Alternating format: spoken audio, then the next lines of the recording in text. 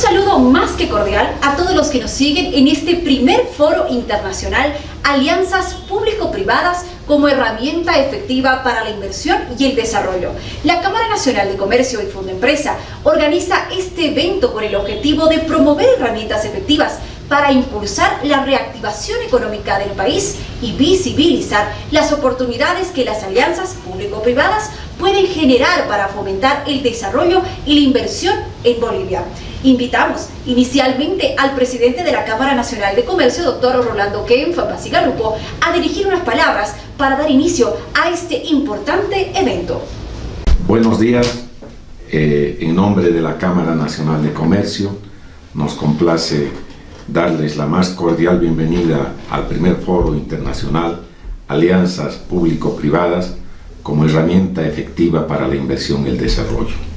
Como Cámara Nacional de Comercio de Bolivia, consideramos que las alianzas público-privadas representan una excelente herramienta para impulsar el ritmo de inversión en proyectos de infraestructura y desarrollo que reactiven la economía en tiempos de crisis derivados especialmente del COVID-19, que nos ha conllevado a una recesión en el país y en el contexto internacional.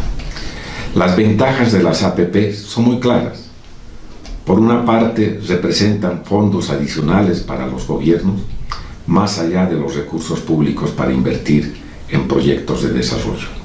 Por otra parte, como Cámara Nacional de Comercio, deseamos manifestar que el conocimiento técnico y gerencial del sector privado, aportando y agregando mayor eficiencia técnica, es muy importante en este sector. En tal sentido, los esquemas de asociación público-privada representan una de las mayores innovaciones en el impulso de la inversión de América Latina. En los últimos años, con casos de éxito, varios países como Bolivia y otras naciones, podemos obtener grandes lecciones aprendidas y podemos analizarlas y poder ver de proyectarlas en ese sentido. En el caso particular de nuestro país, sin duda alguna, debemos destacar el papel de Fundempresa como un ícono de valor de aporte a la hora de generar asociaciones público-privadas existentes, confiables y transparentes. La experiencia de un modelo exitoso de Fundempresa con seguridad puede replicarse en otros ámbitos de acción para promover la inversión conjunta entre actores públicos y privados en el país. El evento que hoy día nos congrega explotará y analizará lecciones aprendidas en Latinoamérica a la hora de generar valor añadido para la sociedad, para compartir las APPs. La experiencia de Enrique García, Paz presidente ejecutivo de la CAF, y visión de David Monroy, gerente y articulación pública-privada de la Cámara de Comercio de Bogotá, nos permitirán contar con un panorama de oportunidades que se abran en Latinoamérica para proyectos público-privados. Finalmente, como José Luis Morón de DigiCert nos permitirá mostrar los desafíos que Bolivia enfrenta para impulsar las APPs. Yo quiero en esta etapa darle la más cordial bienvenida a nuestro colega Enrique García, colega en la Academia de Ciencias Económicas, gran señor, y gracias por estar con nosotros, al igual que todos los participantes. Para nosotros es un placer tener este nivel de participantes en este evento. Realmente valoramos y les agradecemos a todos, a la Cámara de Comercio de Bogotá, que nos va a brindar un programa de oportunidades, y realmente creemos que la Cámara de Comercio de Bogotá tiene gran experiencia en todo esto y les agradecemos su oportunidad de brindarnos en este momento. Finalmente, deseo destacar y agradecer algo muy importante. José Luis Morón de DigiCert es un gran amigo que trabaja con las cámaras de comercio, las cámaras de industria de Santa Cruz, Cámara de Industria de Bolivia, y Cadeco Cruz nos va a mostrar los desafíos que en Bolivia enfrenta para impulsar las APPs en el mundo digital. Creo que Digicel está entrando en un aspecto muy importante y el tema digital es algo que coadyuva a todos los medios de producción, todos los bancos, a todos los trámites que se pueden hacer y que se pueden instrumentar. En ese escenario de post-COVID nos planteamos enormes desafíos como país que requieren trabajo conjunto entre actores públicos y privados, desarrollo de agendas compartidas y visiones de largo plazo que promuevan la estabilidad, la eficiencia, la inclusión social y el equilibrio ambiental. Para atender estos desafíos, las APPs deben constituir un factor diferenciador que puede impulsar y acelerar el desarrollo, por lo cual estamos seguros que el foro que nos congrega hoy va a contribuir a posicionar la importancia y estrategia de generar sinergias e impulsar la inversión entre actores públicos y privados. Les reitero nuestro más cordial agradecimiento a todos los participantes, a la Cámara Nacional de Comercio, a sus técnicos, y agradezco a todos los expositores que tan gentilmente congregamos hoy, y es un privilegio tenerlos en este evento. Gracias a todos, muy gentil, muy agradecido. A continuación comenzaremos con las presentaciones de los expositores que nos acompañan en el evento. Para la primera exposición estará con nosotros el licenciado Enrique García, vasto presidente ejecutivo de la CAF, que hablará sobre la importancia de las alianzas público-privadas para el desarrollo de los países en Latinoamérica. Moderará esta sesión el gerente general de la Cámara Nacional de Comercio, el ingeniero Gustavo Jáuregui. Gracias, Luciana. Es un placer presentar al primer expositor del Foro Internacional Alianzas Público-Privadas, el señor Enrique García Rodríguez. Es uno de los profesionales más destacados en Bolivia, con una amplia experiencia en organismos internacionales y de cooperación. Fue por más de 25 años presidente ejecutivo de la CAF. Expondrá hoy y a continuación las alianzas público-privadas como estrategia de desarrollo y promoción de inversiones en Latinoamérica. Adelante, por favor. Es una gran satisfacción para mí participar en este evento que organiza la Cámara Nacional de Comercio sobre un tema que es especialmente importante en este momento, no solamente de Bolivia, pero en general para América Latina, que es que se refiere concretamente a la importancia que tienen las alianzas público-privadas en un país en desarrollo. Y en el caso más concreto de Bolivia, ¿qué podemos esperar de ese tipo de esquemas? ¿Cuál ha sido la actitud del país? ¿Cuál ha sido los logros, si han habido? Pero lo más importante es qué debemos esperar a futuro si queremos de que esa colaboración público-privada funcione. Pero yo diría que es muy importante tener un marco de referencia que nos dé una ubicación de dónde está el mundo, dónde está América Latina y dónde está Bolivia, para que ubiquemos en forma más concreta el significado que tienen las alianzas público-privadas. No hay ninguna duda que estamos en una nueva época. Y hay ciertos elementos que yo quiero mencionar. El primero es que ya a partir de la primera parte de la segunda década de este milenio, se produce un cambio fundamental, que es la cuarta revolución industrial. La cuarta revolución industrial, que significa la digitalización. Esto tomó impulso entre 2011 y 2012, pero definitivamente en los últimos años, y más aún con el impacto del tremendo drama que hemos vivido y que seguimos viviendo, que es la pandemia, se ha acelerado notablemente. Ese es uno de los temas. El segundo, hay un cambio en el escenario mundial, los conflictos internacionales, la geopolítica ha cambiado, las confrontaciones entre Estados Unidos y la China, y desde luego un factor que tiene mucho peso es las diferencias en materia de ingreso y de riqueza que hay a nivel mundial. Todo esto además ha creado un contexto en la política internacional de un debilitamiento de los esquemas democráticos y una polarización. Ese es el cuadro global. Pero ahora nuestra América Latina, evidentemente, dentro de ese cuadro. Bueno, yo diría que América Latina, que era considerada en los años 60 la región en desarrollo de mayor prosperidad y mayores perspectivas, ¿qué ha sucedido en todo este tiempo? Lamento decirlo, ha perdido importancia relativa porque ha habido otras regiones del mundo, emergentes especialmente en Asia, ya, que se han desarrollado a un ritmo muy acelerado y América Latina ha quedado muy disminuida. Y veamos a nuestra Bolivia.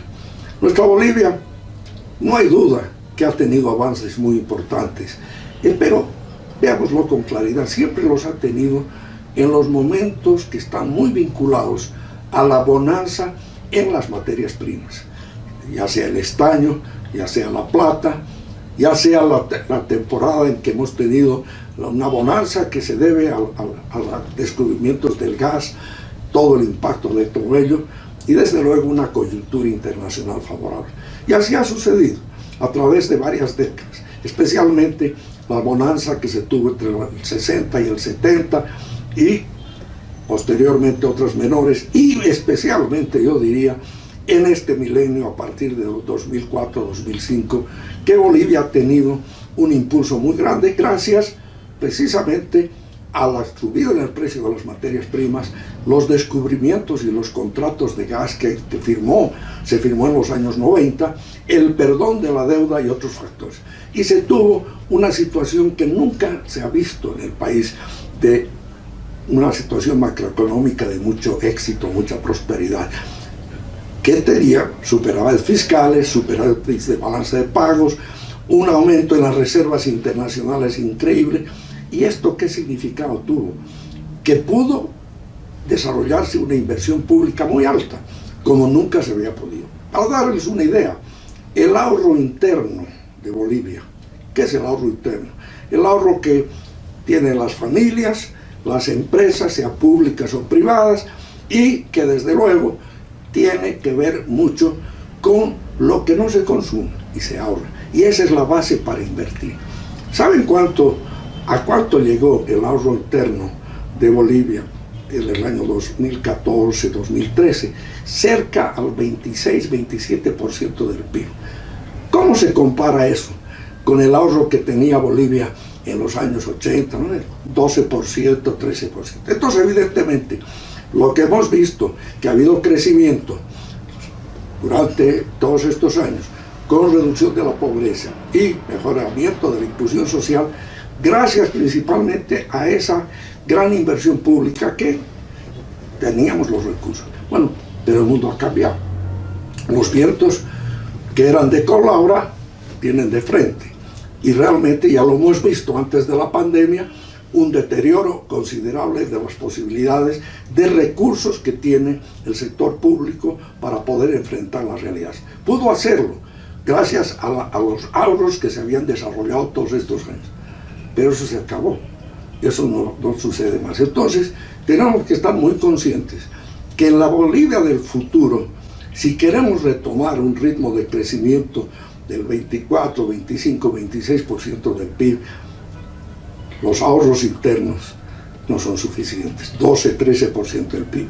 Quiere decir que tenemos que ser creativos en fórmulas en que den un lugar mucho más amplio a la participación privada, a la atracción de inversión extranjera y precisamente al motivo de esta conferencia, que es cómo incentivar estos acuerdos público-privados, especialmente en áreas críticas para el desarrollo, como son el de la infraestructura, la logística, la digitalización, aspectos que tienen impacto no solamente en el tema de la infraestructura, tienen que ver mucho en la formación de los recursos humanos, que tienen que ver mucho con la manera de insertar al país, igual que el resto de América Latina, en las cadenas de producción y comercio a nivel internacional.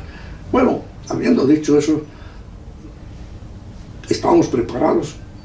Bueno, aquí yo quiero decirles que un factor que hay que tomar muy en cuenta es que en el ADN de nuestro país está muy metida la filosofía de un país que cree mucho en el Estado. Y ustedes, si revisan la historia, van a ver que después de la guerra del Chaco, la mayor parte de los gobiernos, y no importa de qué corte, más de derecha, más de izquierda, han tenido la tendencia a fortalecer la empresa pública y especialmente en los momentos de bonanza. Vino las nacionalizaciones a fines de la década de los 30, vino la revolución del 52 e inclusive en los años de la bonanza que hubo en los 60 y en los 70, los gobiernos que, no importa su tendencia, fortalecieron la empresa pública, dando un espacio evidentemente al sector privado, pero no en áreas en las cuales tradicionalmente se consideraba que eran estratégicas. Bueno, pero ahora ha cambiado el momento. Entonces, en este caso, el mensaje que yo quiero dar es que es muy importante que replanteemos esta situación. ¿Y qué es lo que debe buscarse? Bueno, primero, aumentar la inversión privada. No hay otra manera, porque realmente el Estado no va a poder hacer las inversiones, es decir, 12-13% del PIB, no puede hacerlo. ¿Y por qué no puede hacerlo? Porque no tiene los recursos fiscales, porque no tiene la capacidad de endeudamiento y porque no tiene muchos de los elementos que son fundamentales en esta nueva época de la cuarta revolución industrial, que son la tecnología, la innovación. Bueno, pero ¿tenemos el marco de las leyes para eso? Y la respuesta es no. Es decir, se hizo esfuerzos, evidentemente, en los años, en los diversos momentos, si uno revisa, hubo un momento en que se tuvo un mayor énfasis en el sector privado, principalmente en los 90, el gobierno de Sánchez Lozada, la capitalización y otros esquemas de ese tipo. Luego, más adelante, se sacó una ley de concesiones, pero en la práctica no han habido mayores avances. Inclusive yo, como presidente de CAO, Banco de Desarrollo de América Latina, he visto de muy de cerca qué han hecho los países en esa materia. Y, lamento decirlo, Bolivia no ha hecho avances equivalentes a los que yo he visto en Brasil, en Argentina, en otros países, en Uruguay. Bueno, entonces, en ese marco, ¿qué tenemos que hacer? Bueno, yo diría que es un cambio de la filosofía, pero eso no se puede hacer solos. Tiene que haber un consenso entre las diversas partes, un diálogo permanente entre el sector público y el privado. Y es indispensable, al igual que en el resto de América Latina, construir una visión de largo plazo que responda a las realidades de la nueva época y no mirar con el espejo retrovisor lo del pasado. Es un nuevo mundo y consideramos que en ese contexto el tener una agenda de desarrollo de largo plazo basada de carácter holístico, basada en 4 E's que yo las defiendo en todo momento, que es la primera E, que hay estabilidad macroeconómica.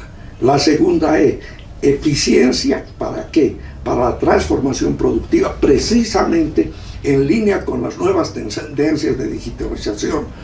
Una tercera E, no es suficiente crecer o ser estable.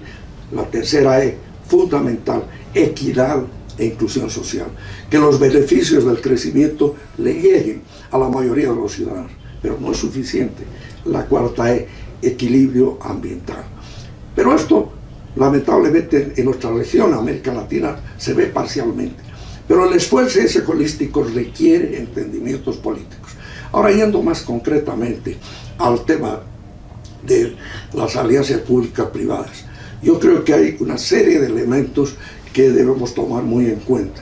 El primero es que hay diversas formas de participación privada en los proyectos. Voy a usar como un ejemplo la infraestructura, que quizá un campo donde las brechas son mayores, donde América Latina y Bolivia están muy rezagadas. Bueno, la más normal son las obras públicas tradicionales, donde se hace una licitación pública y vienen diversos participantes. ¿Y quién financia eso? Lo financia el gobierno con los recursos propios o el financiamiento externo que consigue de otra parte. La responsabilidad del constructor es hacer la construcción, en fin.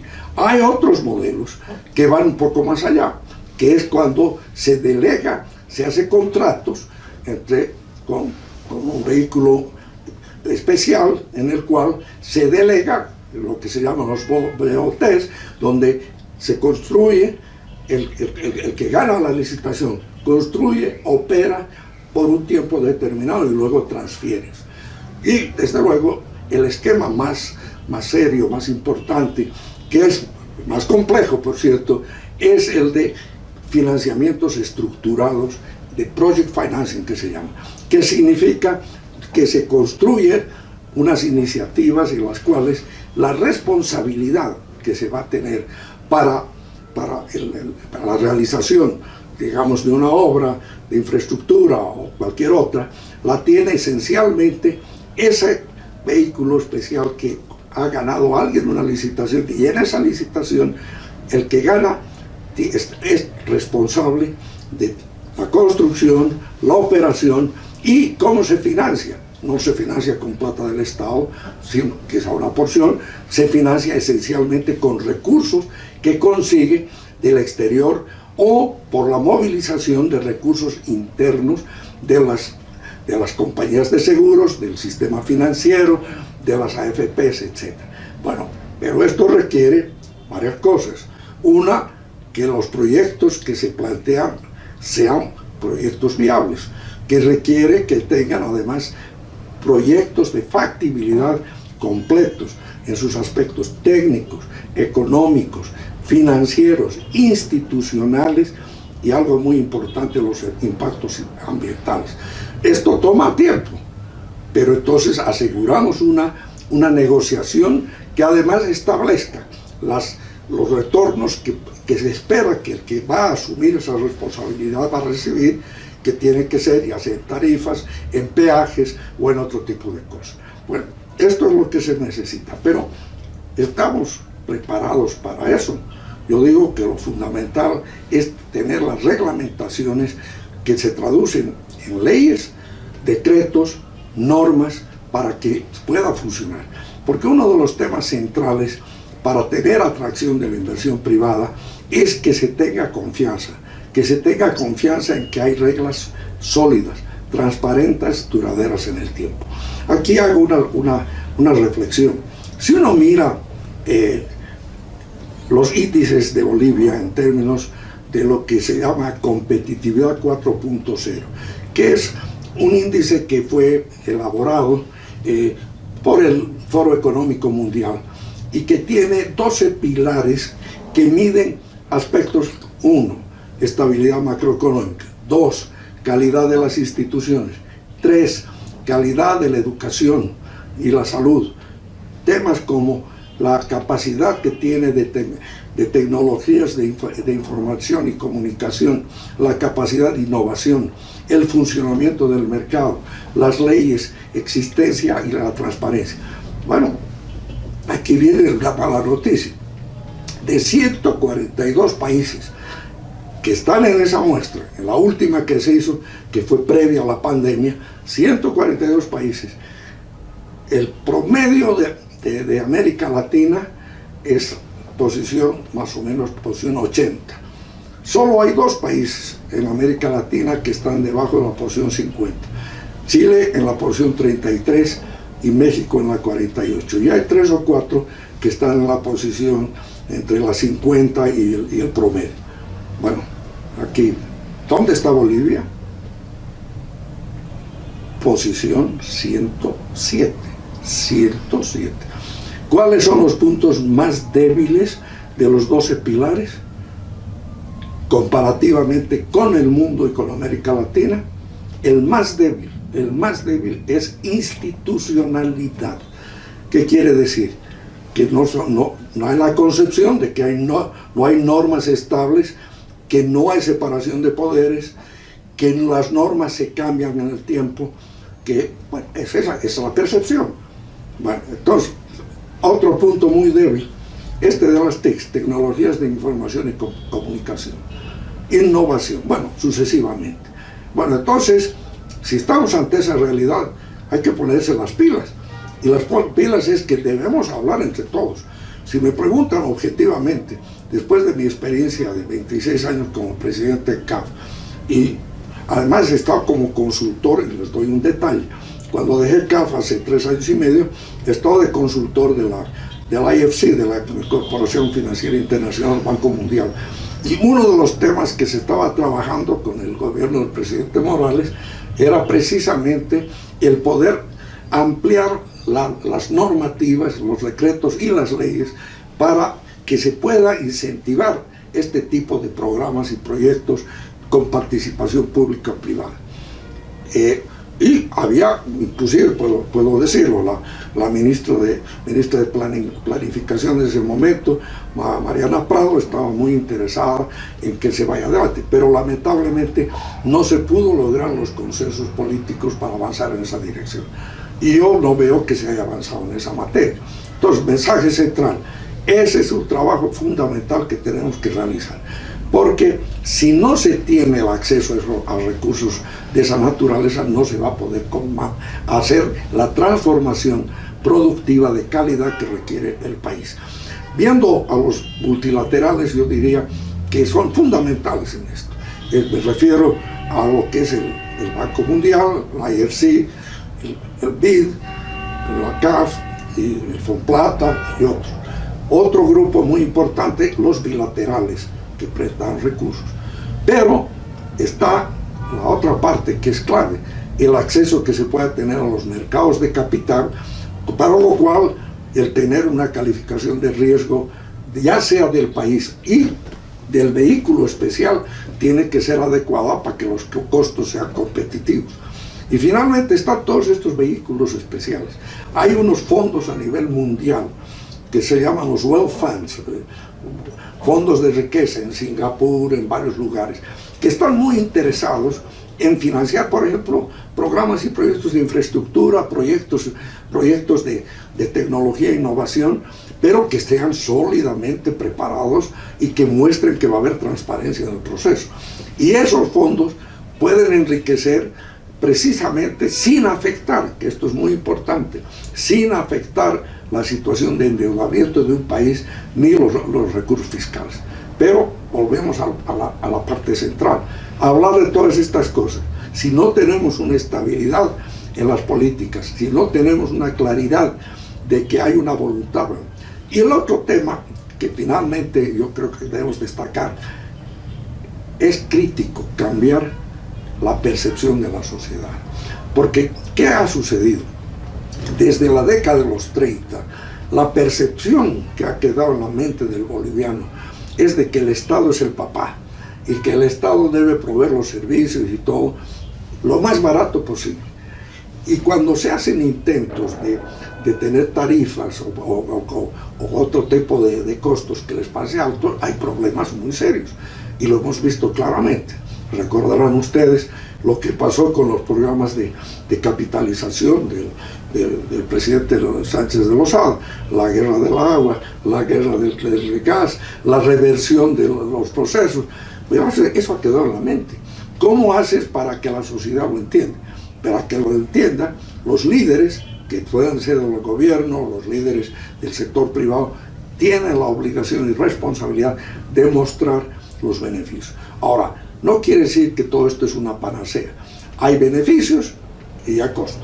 Beneficios, uno, que puedes traer recursos de fuera, de inversión extranjera y de otras formas, sin afectar a la deuda.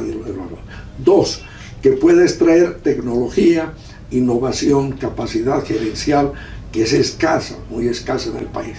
Tercero, que puedes asegurar que programas y proyectos que se hagan están basados sólidamente en estudios independientes y que los procesos de selección son transparentes en todo momento. Ese es el beneficio. Ahora, ¿cuáles son el lado negativo? El lado negativo, el principal yo diría, es que la sociedad no entiende esto y que por razones políticas no siempre hay un acuerdo sobre los roles del sector público y privado. Y el otro tema es que tomas mucho más tiempo en el proceso de transformación. En mi experiencia como presidente de CAF, hablando muchas veces Los gobiernos aquí, en Bolivia, en otros países, quieren hacer rápido las obras, ¿no? ¿Por qué? Porque están pensando en las elecciones, ¿no?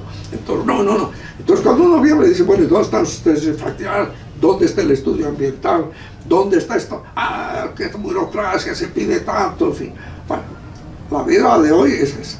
Y si queremos cambiar el rumbo de una economía, que es la boliviana, que igual que muchas de América Latina, son víctimas de lo que se llama la trampa de los países de ingresos medios, porque si ustedes ven, la fortaleza y debilidad de la economía boliviana está muy ligada a los momentos que tienen las exportaciones principales del país, que siguen siendo los minerales, y sea la plata, en su momento el estaño, que sea el gas, que sea el petróleo, que sea esto. Y en las bonanzas, evidentemente, todo cambia. Y dependemos. Entonces, el desafío de Bolivia es la transformación productiva, que tiene implicaciones en los servicios, que tiene implicaciones en la ampliación de la base de lo empresarial, donde las pequeñas empresas y medianas, especialmente startups y otros, pueden ser generadores de esa revolución tecnológica para la inserción internacional en el mundo de hoy. Entonces, yo me quedo con ese tema y hago votos, desde luego, que es lo que hemos venido defendiendo hace mucho tiempo. El tema central es entenderse justos y pecadores. Todos deben trabajar juntos, sector público y sector privado, con sus fortalezas, debilidades, el diálogo y la construcción de consensos. Estimado don Enrique, muchas gracias por la excelente presentación. Ahora me gustaría trasladarle un par de consultas que nos han llegado de parte de los participantes de este evento. ¿Cómo cree usted que desde el gobierno nacional se puede generar las condiciones para impulsar las alianzas público-privadas? Este es un tema, como lo dije en mi introducción, fundamental.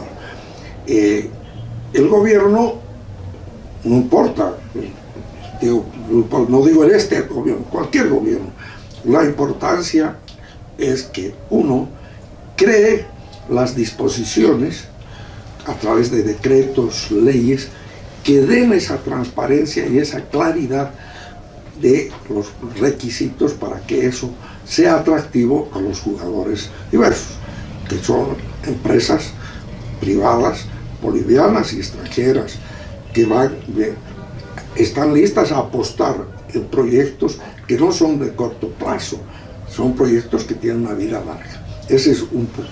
El segundo punto es ayudar con el discurso a mostrar las ventajas que tiene esa participación pública-privada, mostrando con claridad los beneficios que puede tener para la sociedad y no dando la impresión de que si el sector privado toma es para llevarse la plata y no darle nada a la gente. Es un cambio de mentalidad, no es fácil, por la historia que ha tenido el país de casi los últimos 80 años. Entonces hay que hacer ese trabajo. Y desde luego el tercer punto es que hay un entendimiento claro entre los líderes de la empresa privada con el gobierno, que se vean como socios y no como enemigos. Y lo de la inversión extranjera yo creo que es clave. Yo le comentaba a algunos de los presidentes de los países, les hacía esta disquisición sobre la inversión extranjera y la importancia. Y algunos que no les gustaba la inversión extranjera, yo les hacía la siguiente pregunta: ¿cuál es el país del mundo que ha sido más exitoso en la atracción de inversión extranjera? ¿Saben cuál ha sido? La China. Pero no estoy hablando de la China actual estoy hablando de post-Mao. ¿Qué hicieron? No obstante que un régimen comunista con todos los rigores internos, para este propósito abrieron unos espacios especiales con disposiciones que hicieron atractiva la inversión extranjera. ¿Y quiénes fueron los inversionistas? Inversionistas, empresas importantes con tecnología de Europa, de Estados Unidos y del resto del mundo. ¿Y cuál ha sido el resultado? Lo estamos viendo. Llevaron tecnología, llevaron prácticas empresariales, y hoy día la China es la economía que está yendo con mayor dinamismo precisamente en esas áreas. Así que es un conjunto de elementos y también tienen que ayudar mucho los medios de comunicación. Gracias por su respuesta, don Enrique. Ahora hacemos la segunda consulta que nos llegó. ¿Cuál puede ser el papel de los organismos de cooperación internacional para impulsar el desarrollo de proyectos bajo la modalidad de alianzas público-privadas? Ninguna duda, y bueno, de mi experiencia, yo creo que cuando todavía no había nacido, yo creo que mi ADN, que estaba todavía, mi mamá esperando, yo estaba en los multilaterales, porque de mi carrera yo he trabajado, he estado 17 años en el Banco Interamericano de Desarrollo, he sido presidente de CAF durante 26, quiero aclarar, y me eligieron 5 veces por unanimidad y no cambié la Constitución, por si acaso, ¿no? 26. Luego he estado como miembro de los gobernadores del Banco Mundial, del Fondo del BID y del Fondo Plata cuando he sido ministro. O sea, si analizamos, tengo más de 50 años en este circo. Y la verdad que el rol de los multilaterales es fundamental. ¿Por qué? Porque no es únicamente los recursos financieros que dan, porque en efecto la porción del financiamiento externo que recibe un país que viene de los multilaterales es importante, pero no es lo más importante. ¿Dónde está la importancia? Que asegura, y eso lo vinculo con mi respuesta anterior, que se identifican programas y proyectos de calidad, porque tienen estudios serios, técnicos, económicos, financieros. Se busca asegurar transparencia en los procesos de adquisición de bienes y servicios, porque no se permite que haya invitaciones directas donde hay una serie de transacciones turbias.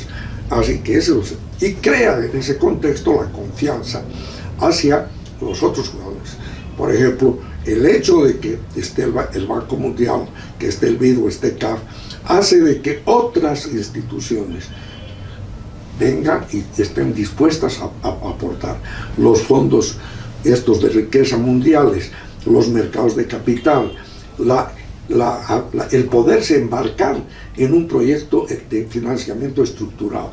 Porque en un proyecto de financiamiento estructurado estamos hablando de mucho tiempo, donde tú vas a tener una relación, donde tú vas a tener riesgos muy serios, donde tú vas a pagar a quien te preste dinero con el cash flow generado por el propio proyecto, no viene de otras partes, en el caso de un prestador. Entonces, ese papel es muy importante y de mi experiencia, en el caso de CAF, se crearon vehículos muy especiales, inclusive una subsidiaria que se llama CAF-AM, que es CAF Asset Management Company se llama, que precisamente realizaba esa atracción de recursos, que es copiando un poco lo que ha hecho la Corporación Financiera Internacional del Banco Mundial y lo que está haciendo actualmente el brazo para el sector privado del Banco Interamericano de Desarrollo. O sea, es un papel muy importante. Y el otro fenómeno es estimular, con la misma razón que da seguridades, la movilización del ahorro interno. O sea, tenemos recursos de los fondos de pensiones, tenemos recursos de las compañías de seguros, que son recursos que pueden ser más de largo plazo. ¿Cómo asegurar que esos recursos, en lugar de quedarse en operaciones de bonos del tesoro de corto plazo, apuesten a también invertir en el mediano y largo plazo? Ese es un tema muy importante que con éxito en los países donde se ve que las reglas del juego son claras, ha funcionado muy bien. De mi experiencia personal, a eso lo he visto. Gracias, don Enrique, por su presentación, por la respuesta a las consultas planteadas. Luciana, continuamos con el programa, por favor. Continuando con las exposiciones, tendremos el placer de escuchar a David Monroy, que nos acompaña desde Colombia, gracias a la colaboración de la Cámara de Comercio de Bogotá. Moderará la exposición Lorenzo Catalá, gerente de Planificación y Finanzas de la Cámara Nacional de Comercio. Muchas gracias, Luciana. Tenemos el placer de contar con la participación de David Monroy, director de Gestión del Conocimiento de la Gerencia de Articulación Público-Privada de la Cámara de Comercio de Bogotá. David, gracias por acompañarnos. Es un placer contar con tu participación y con el apoyo de esta importantísima Cámara de Colombia. El escenario es todo tuyo para que nos comentes la experiencia de tu país en alianzas públicos-privadas. Adelante, David. Bueno, doctor Lorenzo, muchas gracias por la invitación. Por supuesto, también al doctor Rolando Kempf, el presidente de la Cámara, y también agradecer al doctor Enrique García por su presentación. Nosotros, pues, desde la Cámara de Comercio de Bogotá, estamos pues, muy agradecidos de participar en estos espacios para compartir las experiencias de los empresarios, sobre todo en estas épocas de la pandemia, y hablar de un tema pues, que es de gran interés para la región y para Colombia, que son las alianzas público-privadas. Entonces, de nuevo, mil gracias por esa invitación. Yo voy a dividir mi presentación en dos partes. La primera será un contexto contando un poco cómo es esa estructura de los empresarios y de la economía y qué ha pasado en los tiempos recientes en nuestra región, un poco para entender y contextualizar el valor que han tenido y sobre todo que van a tener las alianzas público-privadas en la región por los próximos años. Entonces, inicialmente el empresario de nuestra región y seguramente también un perfil similar tendrán los empresarios del país, es de un empresario, un microempresario de 30 años aproximadamente. En Bogotá, generalmente enfocado en el sector servicios. La capital de Colombia, Bogotá, está muy concentrada en servicios, aunque tiene componentes importantes de industria y comercio. Es pequeño, tiene menos de 10 empleados y en general, en promedio, tiene una antigüedad que no supera los 3 años. Hay un componente bastante alto de empresas familiares donde trabaja la persona con miembros de su familia que hacen parte de quienes ejercen alguna actividad remunerada o no remunerada. Como les decía, el 31% tienen menos de 3 años y cerca del 97,8% no tienen más de 10 empleados. En términos de división de género, el 53,3% de estos microempresarios, que es la gran mayoría de las empresas de la región, son hombres y el 46,3% son mujeres. Y aparecen un porcentaje de 0,3% con otros géneros, esto a partir de las encuestas que nosotros hemos recogido en la Cámara. Y adicionalmente, entre el 31,2% aproximadamente tienen 26 y 35 años. Y el 28% tienen entre 36 y 45 años. Bogotá, la Cámara de Comercio de Bogotá particularmente tiene jurisdicción en la capital del país y en 59 municipios del departamento de Cundinamarca, que es una región que rodea la capital de Bogotá. Claramente en esta gráfica se observa lo que ha sucedido en la pandemia. La pandemia ha tenido un costo importante en el número de empresas activas en nuestra jurisdicción. Seguramente un espejo bastante fuerte o similar a lo que ha sucedido en el resto del país. Básicamente, mientras en 2019 nosotros, para un periodo entre enero y julio, teníamos 439.000 empresarios formales teniendo en cuenta que están registrados en la Cámara de Comercio, esta cifra cayó a 372.000 para el mismo periodo en 2020. Eso fue una caída del 15,3%. Ya en este momento la región está mostrando una recuperación importante, en el sentido de que ya hemos crecido 8,8% frente a estos 372.000 empresarios, ubicándonos en 404.873 empresarios. Esto de todas formas nos deja unos retos importantes porque persistimos con un 7,8% de empresas que todavía no hemos recuperado. Y básicamente, como les comentaba, tenemos esta división de jurisdicción donde la gran mayoría, el 86% de las empresas están ubicadas en Bogotá. Como les mencionaba, nuestra jurisdicción y en gran medida el tejido empresarial colombiano es de microempresarios. Cerca del 92,9% en 2020, el 93,5% en 2021 eran microempresarios. Y si ya hablamos del concepto de MIPYMES, de micro, pequeños y medianos empresarios, estamos hablando de que más del 99% de las empresas que están constituidas legalmente tienen esta condición. Y Bogotá, por supuesto, por ser la capital de Colombia, tener una densidad importante de empresas, matrices, y está asociada al sector servicios, que también tiene una densidad importante de empresas grandes, pues agrupa casi la mitad de las empresas grandes del país. Y esta proporción pues va cayendo en la medida en la que se reduce el tamaño de las empresas. Entonces Bogotá a su vez tiene el 42,9% de las empresas medianas del país y ya en el caso de las microempresas tiene solamente el 24,4%, que es una cifra, este 24,4% corresponde de manera bastante cercana a la proporción de producción y población que Bogotá agrupa del total nacional. En general, como obviamente hay una densidad bastante alta de microempresas, hay un poco más de la mitad son personas naturales y un poco menos son personas jurídicas.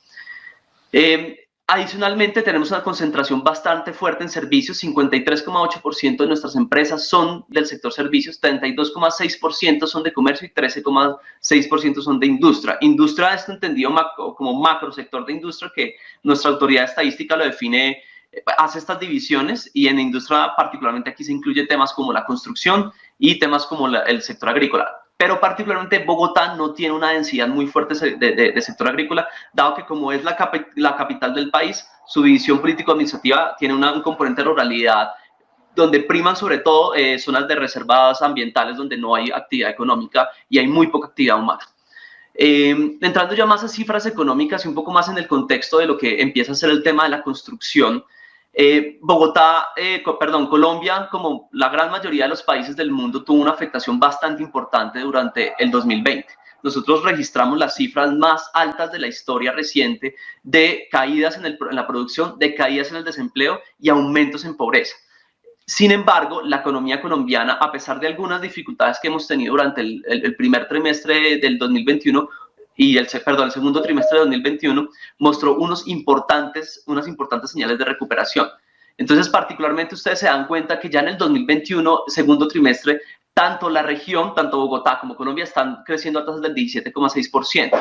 Estas tasas, particularmente por unas situaciones que se tuvieron de manifestaciones, no nos permitieron crecer a la misma tasa que veníamos creciendo en el 2019, pero si ustedes se dan cuenta en la gráfica de la derecha que muestra la tasa de crecimiento del PIB del trimestre 1 y del trimestre 2, comparado con el mismo periodo, pero de 2019, nos damos cuenta que para el primer trimestre ya estábamos creciendo por encima de lo que se había observado en 2019, pero estos elementos de manifestaciones y demás nos generaron como un pequeño revés. Pero en este momento nuestra autoridad estadística tiene un índice de seguimiento de la economía mensual, no es un PIB, pero es muy aproximado, y ya está otra vez mostrando unas señales de crecimiento por encima de lo observado previo a pandemia. Entonces ya la economía está mostrando unas señales importantes de recuperación. Y esto, pues por supuesto, se observa en algunos sectores importantes. Donde persisten en el resto del país algunas dificultades en los sectores de extracciones de minas y canteras, por supuesto, marginalmente, pero ya muy cerca de recuperarse industria manufacturera. El sector de construcción muestra unas dificultades importantes aún, y algunos temas como comercio, actividades profesionales, científicas y técnicas. Obviamente, al compararnos con 2020, año pues en el segundo trimestre, que fue el más duro en términos de pandemia, por supuesto que todos los sectores muestran unos crecimientos importantes. Ya entrando en la materia, digamos, del sector de construcción y que es el relacionado, digamos, con la parte de articulación público-privada, especialmente, no solamente en obras civiles, sino también en el concepto de edificaciones residenciales y no residenciales, que es donde se ubican, por ejemplo, temas de asociaciones como hospitales, centros de entretenimiento, como por ejemplo coliseos y ese tipo de cosas. Ya vemos que el sector tuvo un revés importante durante el 2020, pero está otra vez mostrando unas señales importantes de recuperación, como se observa en la gráfica a la izquierda. Por supuesto que todavía seguimos con unos retos importantes comparado con lo que sucedió en 2019, que es previo a la pandemia. Y ahí es donde entra el valor importante de las asociaciones público-privadas, especialmente por sus componentes de financiación, algo que voy a hablar un poquito más adelante. Ya cuando hacemos la desagregación, tanto en Bogotá como en Colombia, por las tres, digamos, divisiones que hacen las cuentas nacionales, que son la construcción de edificaciones residenciales y no residenciales, donde entran todas estas asociaciones públicas y privadas que no están relacionadas con infraestructuras, sino hospitales y este tipo de cosas, centros de recreación y demás. Construcción de carreteras y vías de ferrocarriles, donde sí entran las que tienen que ver con infraestructura, las que tienen que ver con servicios públicos.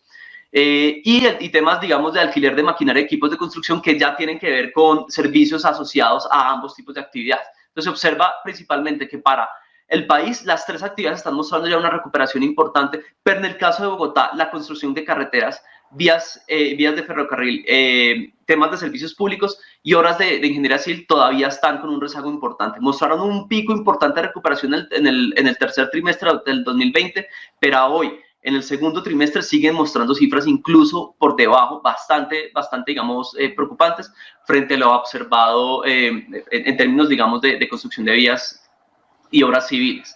En Colombia esto sí ya está mostrando unos señales importantes de recuperación y esta señal es fuerte para incentivar al sector privado a la generación de mecanismos de financiación para reactivar ese sector que tiene un componente muy fuerte contracíclico. Esta situación de pandemia, y no me voy a tener mucho en esto, obviamente tuvo su impacto fuerte en términos de desempleo. Bogotá en agosto de 2019, previo a la pandemia, tenía Colombia y Bogotá tenían un desempleo de 10,8 y 10,9 respectivamente.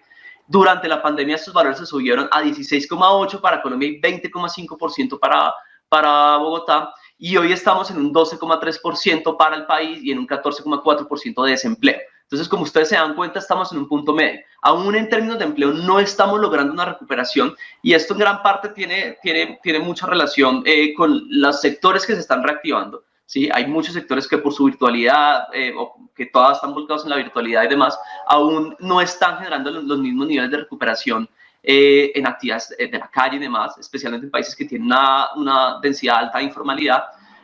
Pues está mostrando este tipo de escenarios que pues algunos académicos lo mencionan, lo bautizan como jobless recovery, como esa recuperación económica sin tener un espejo igual en trabajo, aunque las cifras cada vez las brechas se van cerrando. En términos de pobreza, rápidamente, Colombia tuvo un choque fuertísimo en pobreza, tal vez nunca antes visto desde que se recogen estadísticas de manera rigurosa. Pasamos del 35,7% al 42,5% de la incidencia de la pobreza monetaria y del 9,6 al 15,1% de la incidencia de la pobreza extrema. Para el caso de Bogotá y Cundinamarca, las cifras fueron igualmente preocupantes, un poco más preocupantes en Bogotá, porque se pasó del 27,2 al 40,1, y en la pobreza monetaria extrema del 4,2 al 13,2%. Ahora, Bogotá tuvo unas restricciones marginalmente más fuertes que en el resto del país.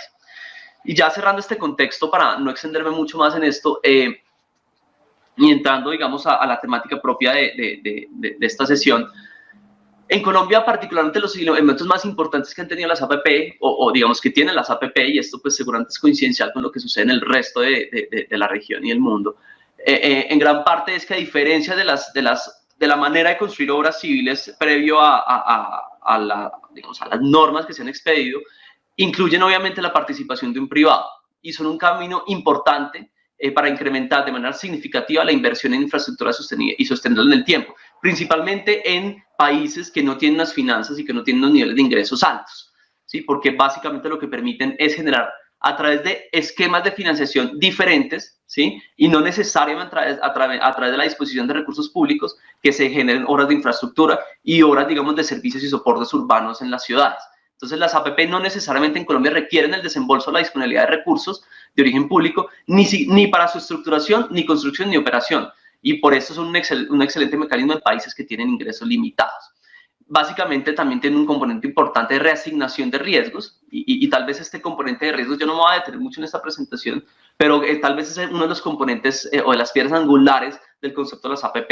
Entonces, la manera como no solamente en algunos esquemas los riesgos se concentran en el Estado, y en otros se concentran completamente en el privado, sino aquí es una correcta distribución de los riesgos. Entonces, básicamente riesgos de construcción y terminación, riesgos operativos, de demanda, que son algunos de los riesgos que particularmente en Colombia han fallado más, sobre todo los riesgos de demanda, y más con elementos de incertidumbre como los que han sucedido a partir de la pandemia, donde el tema de demanda se vuelve un interrogante más grande dentro de los modelos de riesgo, y pues y cuando un elemento de riesgo aumenta, seguramente los precios asociados a esto aumentan también.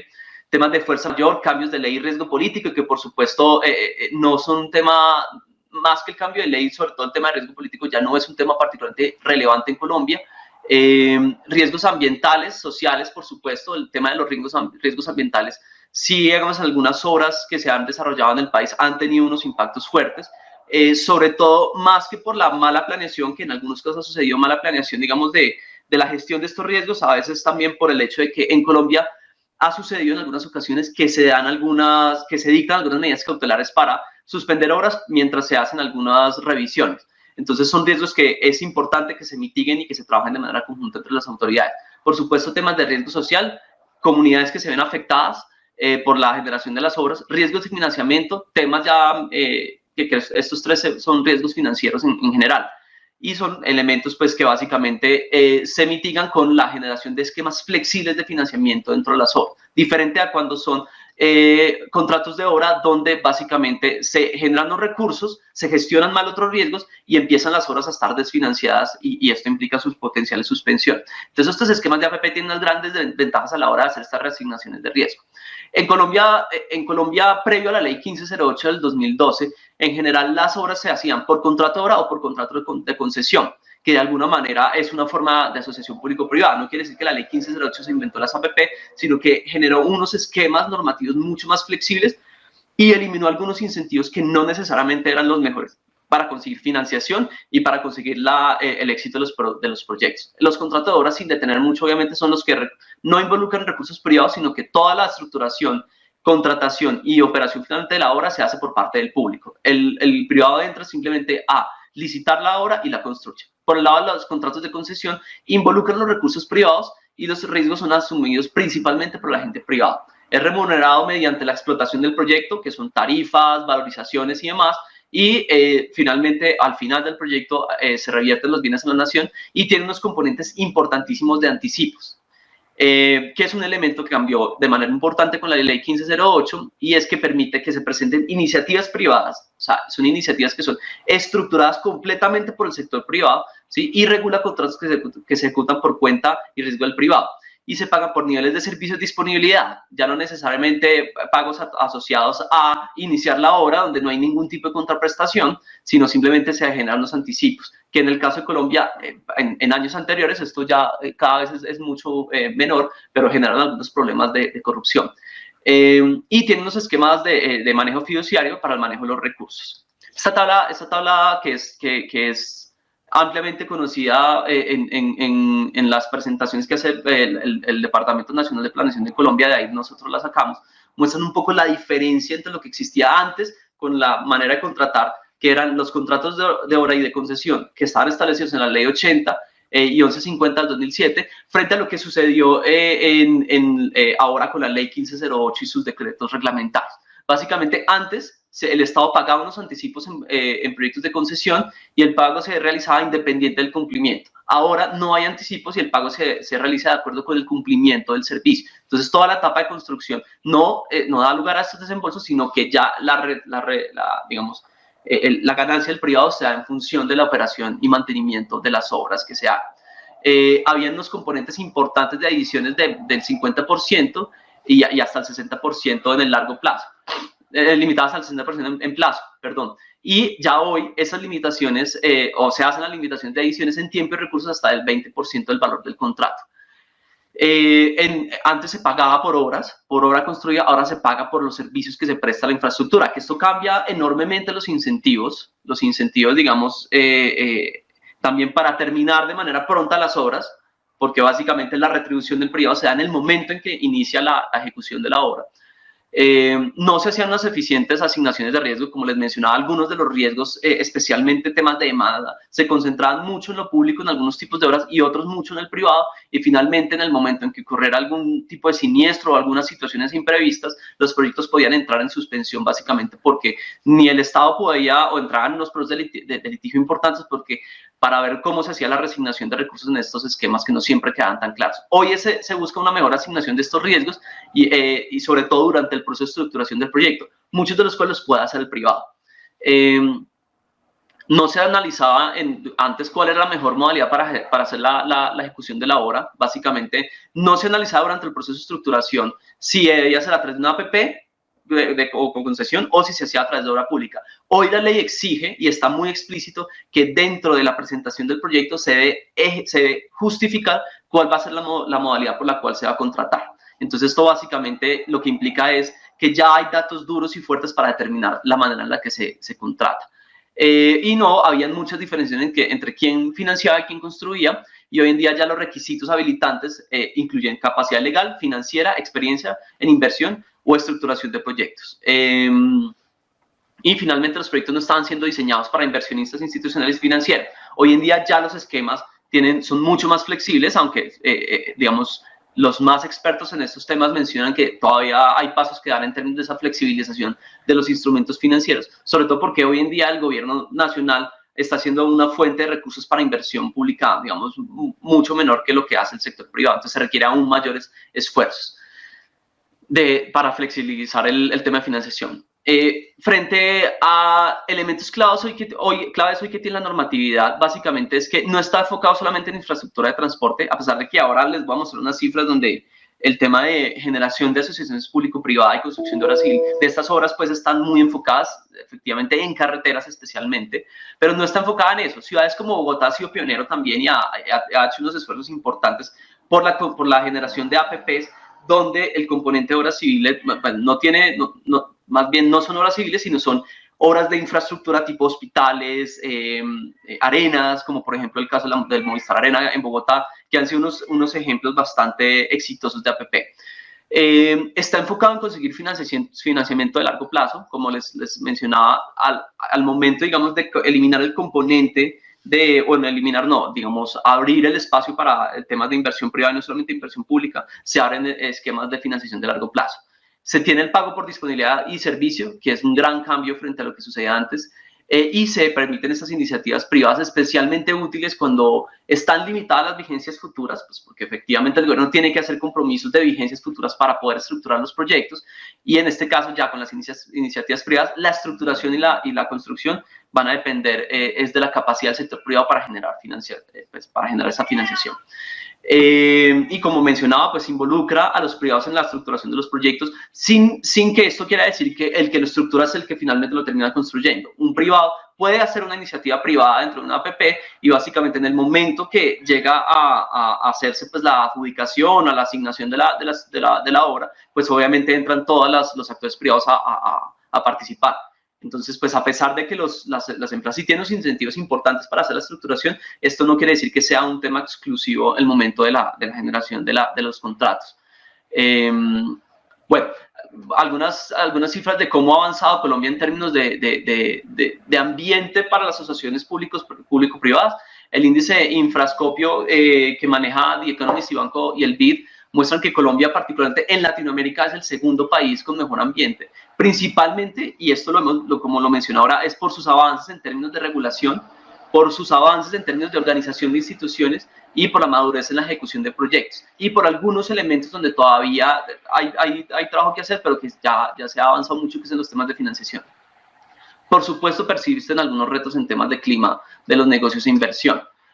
Básicamente Bogotá hoy en términos del total del mundo se encuentra en la cuarta posición del total y ocupando el primer lugar en términos de regulación, que ha sido, pues como les menciono, unos grandes avances que han permitido que los proyectos que se van a viabilizar se hagan en el corto plazo o se hagan efectivamente, que no tengan más suspensiones y retrasos, pero que sobre todo se generen los incentivos correctos para la financiación.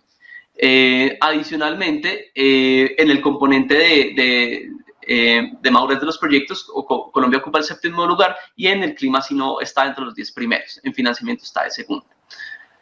Entonces, lo que sucedía antes en los esquemas de construcciones de obras, sobre todo, digamos, a partir de un estudio de la OCDE que analizó lo que sucedía entre el 93 y el 2010 en algunos países de Latinoamérica, mostraba que se observaron en Colombia 20,5 renegociaciones en las concesiones que tuvieron al menos uno de estos procesos. O sea, si un proceso de construcción tuvo una renegociación, el promedio de las renegociaciones eventuales que tuvieron fue de 20,5. Esto es que básicamente el que hacía, digamos, el contratista y el Estado tenían que entrar en promedio 20 veces a renegociar condiciones de los contratos. Esto, por supuesto, generó sobrecostos del 280% frente al valor inicial del contrato y retrasos por adiciones de 6,3 años en promedio. Y pues en 25 concesiones que este estudio hizo, particularmente de estos contratos más viejos, se observaron hasta 430 cambios en los contratos. Y eso fue la motivación que básicamente tuvo la generación de los cambios en la norma en el 2012.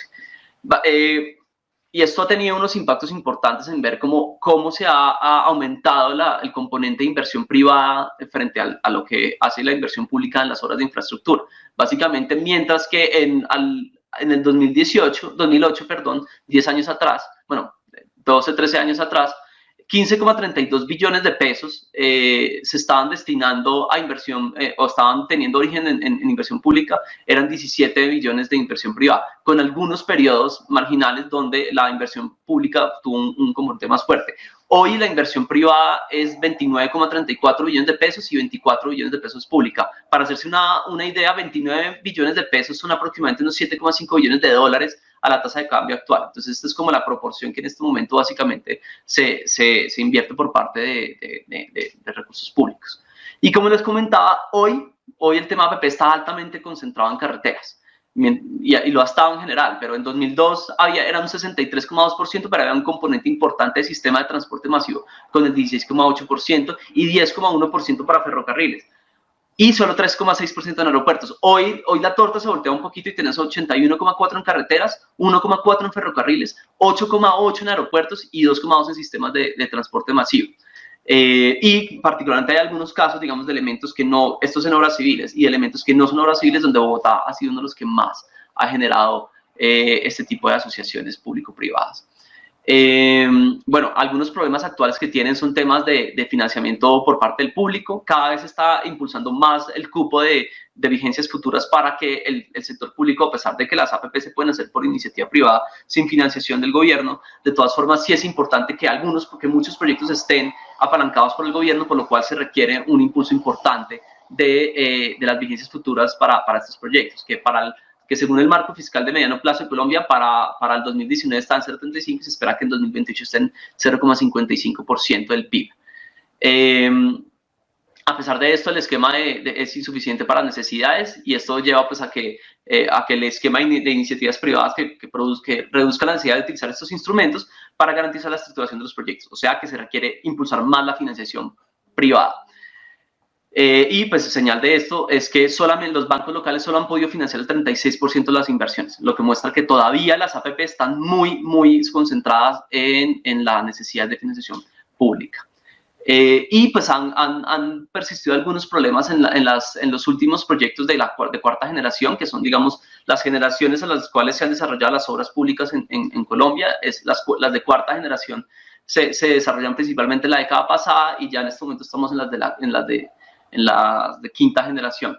Básicamente 13 tenían algunos problemas administrativos internos o coordinación entre instituciones, 20 presentaban problemas prediales debido a temas de articulación entre entidades, sobre todo entidades, y esto es una recomendación importante y recordando una mención que me hicieron cuando me estaban hablando de este panel, de esta charla, es como esas recomendaciones. El tema de articulación entre entidades es especialmente crítico cuando son entidades del orden nacional y entidades del orden local, porque muchas veces estos elementos, hay algunas normas, hay algunas reglas que se establecen al nivel local, sobre todo en términos de ordenamiento territorial, que no siempre tienen una articulación importante frente a los instrumentos de planeación de largo plazo que se hacen al nivel nacional.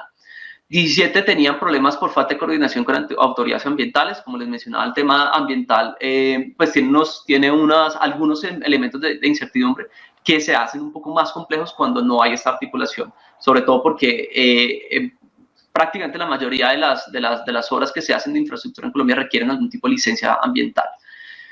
Y finalmente 19 tenían problemas sociales por falta de coordinación con el Ministerio del Interior por afectaciones en comunidad, lo que hacía que en los momentos de desarrollo y construcción pues hubieran algunos problemas que podían llevar a la suspensión de las obras. Y esto básicamente tiene retrasos en cronogramas, aumentos de litigios y básicamente afectan los cierres financieros y generan sobrecostos.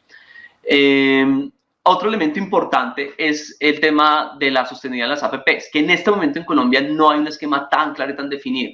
Y yo creo que más allá de que los esquemas de asociación público-privada han funcionado y han estado mostrando unos resultados importantes, tal vez uno de los puntos donde hay más elementos que trabajar es en el componente de sostenibilidad y impactos. El componente ambiental no solo debe estar orientado a la reducción del impacto ambiental durante el proceso constructivo, no solamente es que no se afecten unos elementos mínimos de reserva ambiental si es que por ahí pasa una obra, sino también los componentes de largo plazo en términos de emisiones y demás. Y para eso se requieren generar unas metodologías que cuantifiquen y valoren beneficios y daños ambientales en largo plazo. no solamente durante el proceso de construcción. Y pues esto se debe hacer a través de incentivos, sin lugar a dudas, durante la estructuración de los contratos, para que básicamente quienes generen mayor valor ambiental durante no solamente la estructuración del proyecto, sino durante su ejecución y mantenimiento, pues deberían tener como mayores beneficios y premios durante la estructuración. Esta parte rápidamente la paso. Bogotá, como les mencionaba, ha sido originador de cerca de 300 APPs, de las cuales 61 en este momento están viabilizadas, y que se concentran principalmente en iniciativas privadas con sin recursos públicos, luego con el 76,6% del total que se hacen en Bogotá, y luego con iniciativas privadas con recursos públicos, que es el 17,3%. Asimismo, pues la gran mayoría son de origen municipal. Municipal así está definido el sistema de información del DNP, pues, pero es distrital, porque Bogotá no es un municipio, sino un distrito. Asimismo, las obras están concentradas principalmente en vías, temas de transporte masivo, y hay un componente importante, no todas viabilizadas en este momento, pero sí, digamos, de iniciativas de renovación urbana en Bogotá, en APPs, que es un componente importante. Por supuesto, también temas de edificaciones públicas. Bogotá está en un proceso de renovación urbana para cambiar básicamente todas las zonas donde están ubicados los edificios, donde se operan las entidades públicas, tanto nacionales, que se llama CAN en Bogotá, y como distritales se llama CAD, con D al final de distrito. Entonces, estas son las iniciativas público-privadas que también están mostrando unos avances importantes. Y pues básicamente en términos de movilidad, Bogotá tiene unas vías al sur de la ciudad, accesos al norte de la ciudad, accesos al occidente, un tren que va del occidente de la ciudad hacia el centro de la región. Hay componentes de APP dentro de la línea de metro, pues porque es efectivamente una concesión. El corredor verde de la carrera séptima, que es una vía que está al oriente de la ciudad, donde va a tener como unos componentes, va a ser una de las vías más sostenibles en términos ambientales, cicloalamedas, temas de proyectos de renovación urbana, como Bronx y Fenicia, Lagos de Torca. Aquí pido disculpas, no es un proyecto de renovación urbana, sino es un proyecto de expansión urbana, con unos esquemas de financiación que son bastante interesantes e innovadores, que básicamente reducen de una manera importante algunos temas de arbitraje en temas de tierras, y que se hacen a través de estos esquemas. Temas de infraestructura social, como hospitales, el Hospital Simón Bolívar, el de Engativá, el de Bosa, el Centro Administrativo Local, temas de plantas de tratamiento de aguas residuales, de tratamiento de lexiviados, temas de ciudad inteligente, temas de, por ejemplo, el Centro de Gestión de Movilidad, unos proyectos de estacionamiento en vía, temas de coros por congestión y temas de ciclorrutas. Son todos proyectos que se están desarrollando a través de APPs en la ciudad. Y por lo cual, digamos, Bogotá no se considera o no se vuelve solamente un foco de inversión para temas relacionados con obras de infraestructura, sino también para todo lo que tiene que ver con suportes urbanos, para todo lo que tiene que ver con infraestructura para el entretenimiento. Como les mencionaba, hace unos años se inauguró el Movistar Arena, que fue digamos, un coliseo diseñado o rediseñado completamente con una operación por parte del privado. Entonces, pues son algunos de los ejemplos que se están desarrollando en este momento en Bogotá. Esa era la presentación que quería traerles. Agradecerle de nuevo a la Cámara Nacional de Comercio de Bolivia y a su personal por esta invitación, y pues muchas gracias. Gracias a ti, David. Realmente nos has realizado un excelente pantallazo de la importancia y las oportunidades que tienen las alianzas público-privadas, en este caso en Bogotá, con muchísimo conocimiento desarrollado, muchas experiencias que ya han impulsado en tu país y que a nosotros como Bolivia también nos ilusionan, porque de eso se trata, de generar oportunidades y de generar ilusiones. Te traslado un par de consultas que nos van llegando en este foro virtual sobre alianzas público-privadas. La primera tiene que ver con un tema que comentaste al inicio de la presentación. Expusiste que existe una gran concentración de empresas micro y pequeñas en la jurisdicción de la Cámara de Comercio de Bogotá.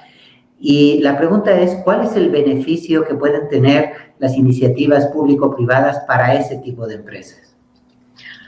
Claro, muchísimas gracias por esta pregunta. Particularmente, como mostramos al principio, la gran mayoría de las empresas son micro, y por supuesto que estas son empresas que no entran, digamos, dentro de la capacidad, como mencionamos, financiera, de experiencia para la estructuración de proyectos de esta clase. Sin embargo, el sector de construcción, especialmente el de edificaciones, tienen una gran cantidad de encadenamientos productivos con la construcción. Entonces, digamos, temas de metalmecánica, temas de transporte, muchos temas de servicios a las empresas, son que en gran medida tienen su gran densidad de empresas pequeñas y microempresas, tienen una gran participación en estos proyectos a través de la proveeduría, ¿cierto? Y hacer parte, digamos, de las cadenas de producción dentro de estos proyectos. Entonces, sin lugar a dudas, a pesar de que son unas grandes empresas las que son, digamos, como el canal a través del cual se hacen las obras, sin lugar a dudas son los pequeños empresarios los que terminan beneficiándose también de estos proyectos. Y acá quiero mencionar y quiero aprovechar, digamos, que el tema se enfoca en ellos, para recordar que finalmente en esta época de pandemia ellos fueron los héroes, ellos fueron quienes sostuvieron a la economía, quienes sostuvieron, digamos, el empleo, muchos a través de deuda, muchos a través de ahorros y demás. Entonces, impulsar las APP, impulsar APPs nuevas y demás, impulsar nuevos esquemas de financiamiento, al final del día también es un elemento que necesitan las pequeñas y las microempresas para tener unas nuevas oportunidades de negocios. Y digamos, aquí es donde entran entidades como las nuestras, las cámaras de comercio, como para generar ese canal para que estos grandes proyectos tengan una conexión fuerte con la pequeña y la micro, pequeña y mediana empresa de las regiones. Gracias, David. Me quedo con esto, esas oportunidades que para las pequeñas y medianas empresas también generan las APPs, que no son algo que les quede lejos y que a lo que no puedan aspirar ni de lo que no puedan beneficiarse. Te traslado una segunda consulta y comentabas tú muy bien, como parte de la presentación, que el COVID ha tenido un efecto sumamente devastador en todos los países y en todas las regiones. Y la pregunta que nos trasladan es la siguiente: ¿cómo cambia el contexto de las APP en el nuevo panorama generado por el COVID-19? Claro, la pandemia básicamente tuvo un efecto sobre todo muy fuerte en algunos países, Colombia uno de ellos. Si no estoy mal, Colombia es uno de los primeros países, si no el primer país al menos de la región, en hacer cambios en su esquema tributario a raíz de la pandemia. Y básicamente cuando esto sucede, nosotros tuvimos un aumento sustancial en términos de deuda y una caída importante en términos de ingreso, lo cual implica que la institucionalidad de las APP tiene que volcarse hacia generar estos mecanismos y fortalecer los mecanismos de inversión privada.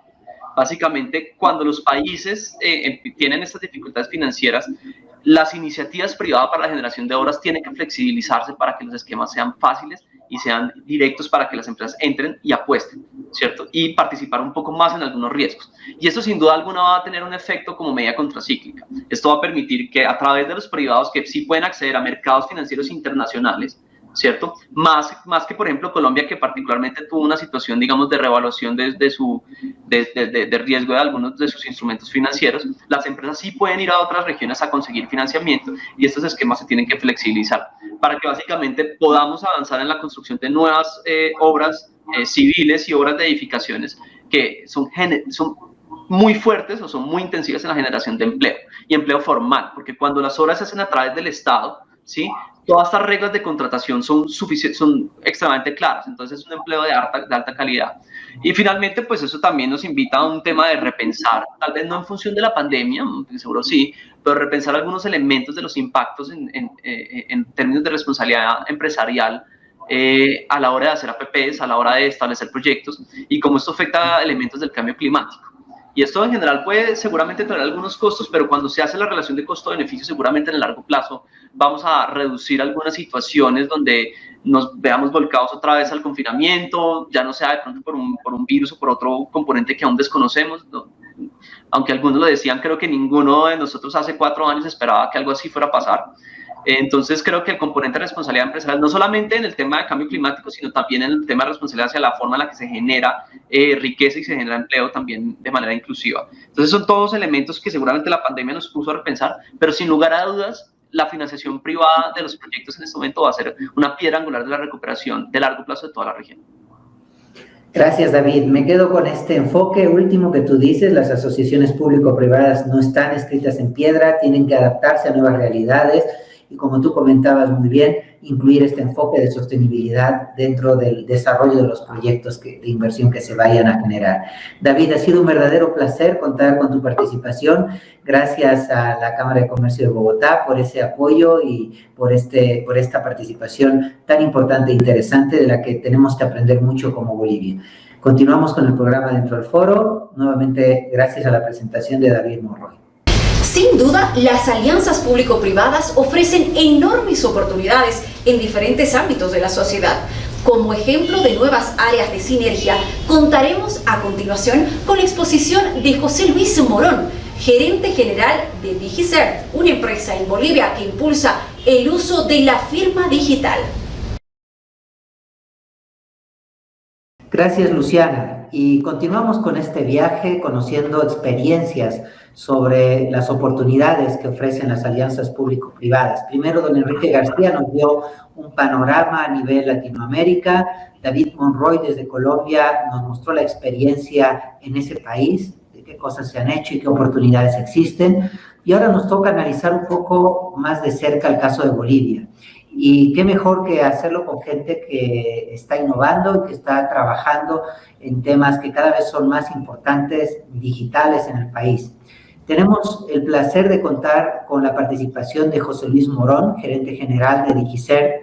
José Luis, qué lindo tener la participación de DigiCert y contar con tu presentación hoy en este foro virtual sobre alianzas público-privadas. Gracias por acompañarnos, te agradecemos por estar con nosotros y te cedemos el escenario para que nos comentes la experiencia con un enfoque boliviano de lo que se puede hacer, cuál es la situación en esta temática tan interesante de alianzas entre actores públicos y privados. El escenario es todo tuyo. Adelante, José Luis.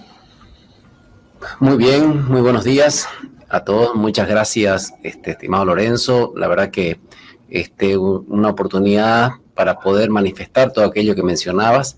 Esto que actualmente se viene hablando, no solamente a nivel Bolivia, sino también internacionalmente, la importancia de las alianzas público-privado como un mecanismo de apoyo o de fomento a la reactivación económica de la mano de la tecnología, ya que sabemos que ese es el camino más ágil y efectivo para poder hacer que las empresas, emprendedores, si realmente puedan tener éxito en el desarrollo de sus actividades. Y en este caso particular, permíteme por favor presentarles a DigiCert. DigiCert es una sociedad comercial autorizada, constituida legalmente y autorizada por la ATT para prestar servicio como entidad certificada autorizada de firma digital. Bueno, la firma digital evidentemente se constituye en un elemento fundamental para todo lo que son los emprendimientos, para todo lo que son los procesos de transformación digital, ya que en Bolivia, como en otros países, lo que permite es cabalmente darle ese valor legal probatorio a los documentos que estén en digital. Y para ello DigiCert ofrece cabalmente certificados de firma digital, tanto para personas naturales y jurídicas, como así también para instituciones públicas y privadas. Para ello, cuenta con un portafolio de productos y servicios orientados a la transformación digital principalmente y de ciberseguridad, con herramientas tecnológicas de punta y con mucha trayectoria en el mercado nacional e internacional. Aquí hacemos, evidentemente, una mención especial, ya que para ello DigiCert lo que ha hecho es traer tecnología de punta a través de alianzas con socios tecnológicos que ya tienen mucha experiencia y trayectoria en los mercados internacionales, donde sabemos que la tecnología, la digitalización de las empresas, la transformación digital, ya tienen muchos años de experiencia como tal. Dentro de ello, permítame comentarles que somos una empresa tecnológica, diría incluso de servicio, líder en productos y servicio de transformación digital. Para ello, nuestro propósito es promover la digitalización y la virtualización de procesos y servicios que ahora son muy necesarios, utilizando tecnologías de información y comunicación, y aquí vale la pena resaltarlo, que principalmente tecnología de punta. En nuestra propuesta de valor son brindar soluciones innovadoras, principalmente con tecnología de punta, como lo mencioné, de manera tal que me permita garantizar la seguridad y la confiabilidad en transacciones y entornos digitales, ya que sabemos que si bien esta pandemia y esta nueva normalidad post-pandemia ha traído realmente avances importantes en lo que ha sido los procesos de digitalización dentro de todo lo que es la economía mundial y las actividades empresariales, también ha traído algunas amenazas y eventos orientados a la seguridad, claramente. Por lo tanto, cuando pensamos ahora en transformación digital, la experiencia nos ha enseñado de que tenemos que ir de la mano de la seguridad. ¿Quiénes nos respaldan a Digicer? Creo que es importante mencionar de que Digicer, como una sociedad comercial boliviana, está respaldada por quienes hoy actualmente conforman nuestro directorio, que son la Cámara Nacional de Comercio, la Cámara de Industria y Comercio, Servicio y Turismo de Santa Cruz, la Cámara Nacional de Industria y la Cámara de la Construcción de Santa Cruz. Creo que es muy importante mencionar que estos son los gremios más importantes del país, que aglutinan principalmente a todo el empresariado nacional. Por lo tanto, es muy importante y le da extrema seriedad a todo lo que es el trabajo y las actividades que desarrolla y lleva adelante Digicer. ¿Qué ofrecemos en general? Bueno, principalmente, y lo que a todos preocupa a todas las empresas y emprendedores en este momento, continuidad para los negocios y servicios a pesar de las coyunturas que se puedan presentar. Transacciones digitales seguras y confiables, que eso es fundamental a la hora de realizar transformaciones digitales. Plataforma cero papel, algo que ya en este momento se ha vuelto un movimiento mundial, ya que promueve el ahorro por un lado, pero por otro lado, algo que no es menor y no menos importante, que es claramente el cuidado del medio ambiente. Por otro lado, desmaterializar y agilizar los procesos y servicios, ¿no? Y finalmente, y algo lo que buscan todas las empresas, es realmente esa eficiencia operativa que además permita hacer una cohesión de los equipos de trabajo al interior de las mismas. Y entrando en el aspecto mencionado en tu presentación, Lorenzo, cabalmente cuando hablamos de las alianzas público-privado. Y tal cual, como lo podemos ver, en nuestro país tenemos un marco normativo ya, que eso es muy importante porque te permite ya entrar y materializar este tipo de alianzas a partir de, bueno, nuestra normativa magna madre, que es la Constitución Política del Estado Plurinacional de Bolivia, principalmente en lo referido a sus artículos 306 y 308, en la cual refiere que la economía plural articula las diferentes formas de organización económica y que el Estado reconoce, respeta la iniciativa privada. Creo que esto es un elemento fundamental, ya que da curso a todo lo que ahora estamos hablando dentro de lo que es esta alianza público-privada. Por otro lado, el Decreto Supremo número 3469, del 24 de enero de 2018, establece preceptos y contenido mínimo a los contratos de alianzas estratégicas de inversión conjunta de alianzas público-privadas.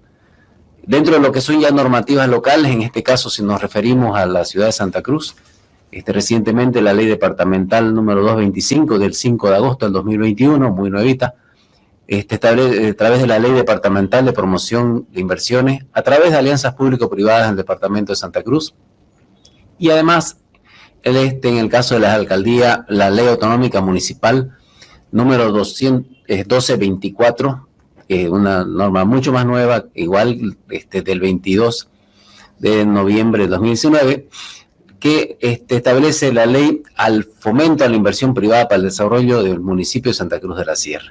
¿Qué es lo que queremos mostrar con esto cuando hacemos referencia? De que sí existe un marco normativo, por un lado a nivel nacional, y que a nivel departamental, tanto alcaldías como gobernaciones están haciendo lo propio para trabajar cabalmente en esta línea de lo que es la importancia de las alianzas público y privadas para los diferentes tipos de servicios. Dentro de ello, Digicer tiene al momento un portafolio de productos y servicios muy importante, ya que permite cabalmente apoyar estos procesos de transformación digital a las empresas bajo diferentes tipos de servicios. ¿Qué quiero decir con ello? Sin entrar en detalle de cada uno de estos servicios, que todos están orientados al uso de la firma digital como un complemento ideal para la transformación digital en dos aspectos. Por un lado, porque le da ese contexto de valor legal probatorio o cualquier documento que tiene o lleva una firma digital. Y por otro lado, a nivel de seguridad, ya que la firma digital, como uno de sus principios básicos, también es bueno señalarlo, de que garantiza la integridad y el contenido de un documento, lo cual es muy importante a la hora de utilizar documentos digitales. Sin embargo, creo que es importante hacer mención de algunos productos que son específicos e importantes que vale la pena resaltar. En el campo de la firma digital como tal, DigiCert tiene la posibilidad de otorgar a las empresas, tanto públicas como privadas, la posibilidad de acceder a firma digital, tanto para personas naturales o jurídicas. Y esto dentro de lo que permite, según normativa, bajo diferentes modalidades, tanto la firma digital que se entrega a través de tokens, la firma digital por software, la firma digital custodiada, que actualmente es una normativa reciente y que te permite firmar digitalmente a través de cualquier aplicación, documentos digitales. Y esto da un paso a la posibilidad, lo que actualmente estamos empezando a promover como DigiCert, que es la firma digital móvil. Que quiere decir que a partir de mi teléfono móvil, que todo el mundo tiene uno y lo utiliza principalmente para no solo actividades sociales, sino para actividades empresariales, poder firmar cualquier tipo de documento desde la comodidad de mi celular es realmente un avance muy importante en tema de firma digital y que ahora viene de la mano de DigiCert. Algo que no es menor y que ahora ha tenido mucho interés de parte de instituciones públicas, empresas privadas, tanto del sector financiero como de las telcos, de retail, es cabalmente ese onboarding digital. Y el onboarding digital no es otra cosa que cabalmente que la incorporación de nuevos clientes a través de medios 100% virtuales. ¿Qué quiere decir con ello? Que obviamente la tecnología no puede quedar rezagada en cuanto a la posibilidad de poder incorporar nuevos clientes, validar su identidad a través de mecanismos 100% virtuales, porque sabemos que los servicios presenciales cada vez son menores. Y para ello DigiCert cuenta con una herramienta que permite cabalmente no solamente hacer una incorporación de un cliente nuevo a través de mecanismos de seguridad muy importantes que garantizan la identidad de las personas, sino también poder hacer autenticaciones posteriores que te permiten, evidentemente, realmente utilizar aquello que hasta ahora no se utilizaba, ¿no? La posibilidad de que a través del rostro, con diferentes mecanismos de validación, uno pueda autenticarse de cualquier servicio. Esto en otros países incluso ya se maneja a nivel de cajeros automáticos, ya que te permite dar mayor seguridad con dobles factores a las transacciones que hacen las personas, no solamente a través de los servicios web o aplicaciones móviles, sino incluso en los mismos cajeros automáticos. En cuanto a lo que es el sellado de tiempo, este es un servicio que hemos acreditado a partir de la normativa vigente, con autorización ya también del ATT, que permite incorporar a las firmas digitales la característica de fecha y hora en el momento que ha sido generada una firma. Esto, si lo vemos bajo ese punto de vista, es muy importante para determinados servicios en los cuales es imprescindible certificar en qué momento, es decir, tanto en cuanto a fecha y tiempo, se firmó ese documento como tal. Sabemos que en muchos casos, por ejemplo, para licitaciones, donde tenemos tiempos finitos de entrega de documentos y tiempos fatales, podríamos llamarlo, ya que no podemos excedernos, es muy importante tener esa constancia, digamos, de recepción de un documento a través de medios digitales en los cuales quede certificado en qué momento, tanto hora y tiempo, se realizó. Para ello, el sellado de tiempo también permite contar o implementar este tipo de servicio. Esto es fundamental también para establecer que en los documentos que son incluso de resguardo, poder también establecer y garantizar que ese documento fue firmado con sello de fecha y hora en un momento dado y que a la fecha no ha tenido ninguna modificación. Algo que no es menor y consideramos que es un servicio que se va a volver muy masivo, ya que se está utilizando para diferentes tipos normativos, principalmente en los órganos judiciales, lo que son los correos electrónicos como mecanismo de notificación. En este caso, DigiCert tiene como servicio la posibilidad de utilizar correos electrónicos certificados, al igual que los SMS, que también se utilizan en muchos medios de notificación. ¿Qué quiere decir con ello? De que yo puedo certificar que un correo evidentemente ha sido enviado y recibido en una fecha y una hora determinada, al igual que los SMS. Sabemos que los correos electrónicos, si bien es un avance tecnológico muy importante para poder hacer notificaciones electrónicas, es muy susceptible al manejo discrecional de la hora y la fecha en un momento dado. Sin embargo, si esto está certificado a través de herramientas que permitan ponerle un sello electrónico de la fecha y hora del envío y de la recepción, es una herramienta ideal principalmente para instituciones del Estado, en los cuales sabemos que las fechas y horas son muchas veces fatales. Por otro lado, a nivel de gestión documental certificada, el servicio de gestión documental no es un servicio nuevo, ni mucho menos. Sabemos que ya hay empresas que lo vienen desarrollando con hace bastante tiempo en el mercado nacional. Sin embargo, el hecho de tener una gestión documental certificada, haciendo uso de firmas electrónicas y firmas digitales en los documentos, me permite tener y darle mayor valor legal y de seguridad a los documentos que yo digitalice. Sabemos que a nivel de digitalización, que si bien es una solución que se utiliza actualmente para no tener tantos documentos físicos, el hecho de tenerlo, esos documentos, con la seguridad y la certificación de una firma digital es un valor agregado y es el que ofrece Digicer realmente en este tipo de servicio. A nivel de seguridad, lo mencionaba en la presentación, de que la seguridad más que nunca ha tenido una importancia muy preponderante en estos tiempos, ya que en la medida que el mundo se traslada a medios virtuales, cibernéticos, sin duda que hay que estar protegidos, hay que garantizar las transacciones. Sabemos que siempre hay quienes quieren hacer uso de estos medios también para atacar distintos servicios o suplantar identidades, en fin, o alterar documentos.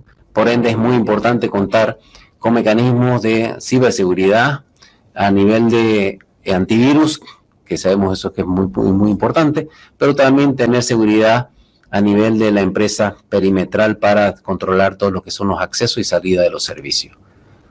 Algo que está tomando fuerza nuevamente después de 3 años prácticamente, que es la facturación electrónica bajo normativa nueva del SIN.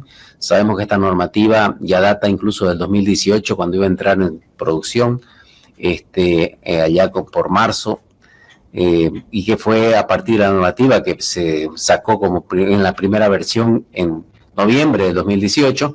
Ahora otra vez, bajo una nueva resolución de directorio, el Impuestos Nacionales ha puesto en vigencia este nuevo servicio para determinadas empresas, principalmente Gracos y Prico, donde se tiene que tener la facturación electrónica como un medio de facturación hacia los clientes de los servicios que presta, pero también, por otro lado, a nivel de descarga impositiva con relación a cada una de las ventas que realicen las empresas directamente con impuestos.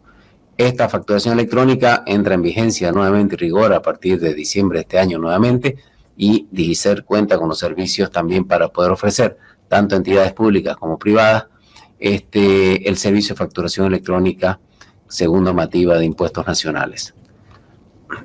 Dentro de lo que son nuestros clientes ya corporativos, la importancia de mencionar de que Digicer ya viene trabajando con diferentes tipos de empresas en los diferentes rubros, principalmente en el orden de servicio, farmacias, empresas del sector financiero, empresas estatales, privadas, como sabemos que son igualmente en el sector de hidrocarburos, que son yacimientos en sus diferentes tipos de servicio que presta. Por otro lado, a nivel de lo que son empresas eléctricas, como lo ven aquí también, que tenemos, también son clientes de Digicer, Elfe, CRE, CEPSA, en fin, Ende Huaracachi. Tenemos Ende en sus diferentes tipos subsidiarias que también son clientes de Digicer, no solamente en firma digital, también en servicio. Y por supuesto, empresas que también prestan servicio en el ámbito tecnológico, empresas de renombre, como lo pueden ver también, que ya han confiado en Digicer para poder tener servicio y firma digital para el proceso de transformación cabalmente, no solamente de sus procesos internos, sino también de sus servicios. Dentro podemos ver que dentro de este contexto tenemos diferentes tipos de empresas y que ya actualmente conforman de la cartera de Digicer. Creo que eso es una presentación bastante resumida, estimado Lorenzo, pero creo y espero haber sido suficientemente claro para poder mostrarle a las personas, emprendedores, empresas, instituciones, incluso públicas y del Estado, de que cuenta con Digicer como un aliado tecnológico para poder cabalmente o ayudar a todos sus procesos de digitalización y transformación digital, tanto en instituciones públicas como privadas. Excelente, José Luis. Realmente nos has abierto la mente con un nuevo enfoque. Normalmente las asociaciones público-privadas se enfocan o se concentran solo en oportunidades en infraestructura, por ejemplo. Pero tú nos has mostrado que hay diversidad de opciones y de base tecnológica con base digital que pueden ser explotadas. Y en esa línea quisiera hacerte un par de preguntas que nos llegan de los asistentes a este evento. La primera, y has mostrado una serie de servicios, la primera es la siguiente. ¿Tiene Digicer algún servicio que esté desarrollando con el Estado?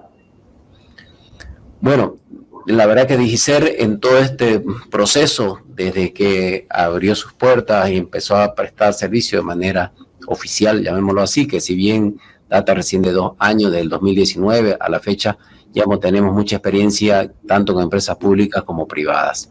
Dentro de las más importantes, podríamos mencionar, por ejemplo, el órgano electoral. Hemos apoyado en los procesos cabalmente de las elecciones en Bolivia, apoyando con todo lo que es firma digital para determinadas transacciones que se realizan en el ámbito y en el contexto de lo que significan la digitalización y virtualización de lo que es el control electoral. Entonces hemos podido ayudar en ese sentido y estamos muy orgullosos de poder haberlo hecho. Y por otro lado también poder prestar nuestros servicios a entidades que si bien son entidades estatales, privadas, principalmente estatales, como son cabalmente importantes empresas del país, como son Yacimientos con sus diferentes subsidiarias, ENDE con sus diferentes subsidiarias, todos ellos que son clientes de Digicer bajo diferentes tipos de servicios también. Así que por ese lado nos sentimos complacidos, que tenemos la experiencia necesaria, tenemos el respaldo y el know-how y toda la plataforma tecnológica para poder prestar este tipo de servicios, sobre todo aquellos que requieran un servicio de 24/7. Excelente, José Luis. Y en esta misma línea y enfocándonos particularmente en la firma digital, has expresado y has explicado una experiencia muy interesante. ¿Qué otro tipo de entornos crees tú que podrían explorarse en Bolivia con este enfoque de alianza entre actores públicos y privados para que la firma digital, que nos ahorra un montón de problemas, pueda implementarse, desarrollarse de una manera más acelerada en el país? Bueno, creo que es muy importante, sin duda, explotar todo lo que es el alcance y la capacidad que tiene una firma digital. Y dentro de ello, la firma digital puede ser claramente utilizada y de hecho se viene utilizando ya en otros sectores, por ejemplo, en la aduana. En la aduana ya se viene utilizando la firma digital de hace un par de años. Nosotros hemos tenido algunos contactos con la aduana también para ver cómo de alguna manera facilitar ese servicio, haciendo innovación a partir de la herramienta que ya contamos. Algo que era fundamental ahí, y hablamos en su momento con ellos, la posibilidad cabalmente de poder ofrecer la posibilidad de firmar digitalmente desde el celular. Sabemos que a nivel de aduana, frontera y todo lo que son recintos aduaneros, hay mucha movilidad de las personas que necesitan aprobar, autorizar, solicitar de repente alguna, ya sea servicio que preste la aduana, y que muchas veces uno no está sentado en una computadora y necesita hacerlo desde donde esté. En este caso el celular es una herramienta ideal, y como la firma digital que nosotros tenemos desde el móvil puede ser una herramienta alternativa muy importante.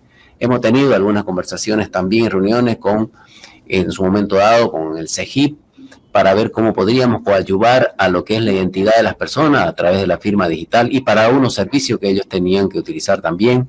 Entonces, Hay una serie de ámbitos en los cuales sí se puede utilizar mucho la firma digital. La imaginación es sin duda un elemento importante, sobre todo agarrado cuando viene de la mano de la innovación. Entonces, dentro de ello, DigiCert, como lo dije a un inicio, quiere constituirse un aliado tecnológico para instituciones públicas y privadas, para todo lo que requiera el uso de lo que es medios digitales, tanto para procesos internos, ¿no?, como también para procesos o servicios hacia terceros o hacia clientes o usuarios. Gracias José Luis. Realmente 4 palabras que me quedan muy claras y grabadas de tu exposición y de tus respuestas. La palabra imaginación asociada a innovación, base digital y oportunidades, que son los ámbitos en los que DigiCert explora soluciones y servicios y en los que sin ninguna duda existe la posibilidad de establecer alianzas entre actores públicos y privados. Te agradecemos mucho por acompañarnos en esta jornada, José Luis. Deseamos el mayor de los éxitos a DigiCert con ese empuje y con esa capacidad de innovación y creación permanente de valor. Gracias por estar con nosotros. No, al contrario, el agradecido soy yo y de hecho siempre a sus órdenes para poder mostrar y incentivar, si fuera incluso necesario, a las empresas a que se animen a la transformación digital como un medio ya no alternativo, yo diría como un medio necesario, principal para poder expandir sus servicios, para poder dar facilidad a los clientes y usuarios. Sabemos que el tiempo cada vez más reducido, las posibilidades de transportarse o moverme de un lugar a otro cada vez son más complicados, entonces, y a todo ello la respuesta es cabalmente eso, la virtualización, la digitalización, y no se puede pensar, y la innovación, no se puede pensar en esos 3 ámbitos si no estoy de la mano de la firma digital, que es lo que me permite garantizar cabalmente cualquier tipo de esas transacciones.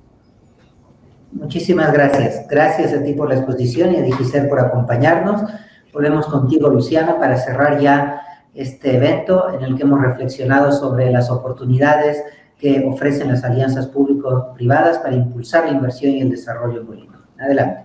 Ha sido sin duda una jornada enriquecedora en la que pudimos conocer experiencias de expertos internacionales y nacionales en alianzas público-privadas. Queda claro que las oportunidades a futuro que se abren bajo este mecanismo son enormes y Bolivia debe aprovecharlas al máximo. Agradecemos a Fundempresa por la organización de este evento y a todos ustedes que nos acompañaron con preguntas y sugerencias. De esta manera cerramos este foro y les transmitimos a todos el mejor deseo de buena salud y éxito empresarial.